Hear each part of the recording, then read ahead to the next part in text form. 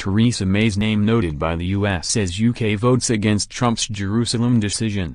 Prior to the vote that saw 128 countries, including Britain, oppose the Republican firebrand, Nikki Haley warned nations that the U.S. would be taking names of those who stood in its way. She tweeted, "At the UN we're always asked to do more and give more. So, when we make a decision, at the will of the American people, about where to locate our embassy, we don't expect those we've helped to target us." On Thursday there'll be a vote criticizing our choice. The U.S. will be taking names. After 35 countries abstained from the vote, 9 voting against and 21 failing to turn up, Ms. Haley sent out a message of appreciation to the nations that refused to condemn the United States. She tweeted, "The vote is in. 65 countries refused to condemn the United States and 128 voted against us." A follow-up post featured an image with all 65 nations written down that included major U.S. recipients such as Uganda, Honduras and South Sudan. But the UK was notably absent from the list following Theresa May's decision to vote against the Trump administration.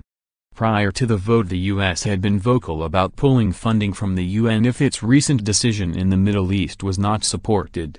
Ms. Haley declared, "The United States will remember this day in which it was singled out for attack in this assembly. We will remember it when we are called upon to once again make the world's largest contribution to the UN and when other member nations ask Washington to pay even more and to use our influence for their benefit. RT@UJUN. America will put our embassy in #Jerusalem. No vote in the United Nations will make any difference on that.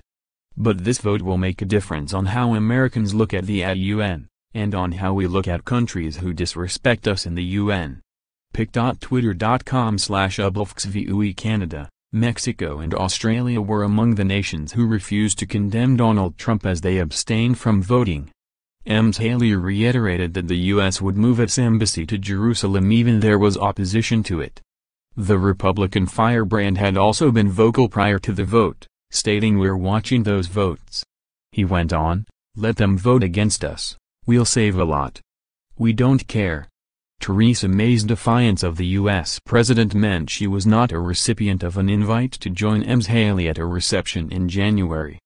The invitation stated the event was meant to thank countries for their friendship to the United States. Israeli Prime Minister Benjamin Netanyahu heaped praise on Donald Trump and all those that bowed to the U.S. demands following the result yesterday.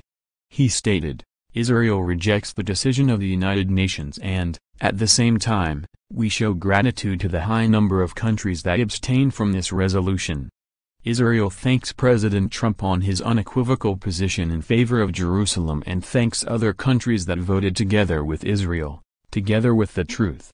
A spokesman for the U.S. mission described the move by Theresa May and others that voted against its decision as conducting an unproductive attempt to isolate us. They claimed, while the resolution passed, the vote breakdown tells a different story.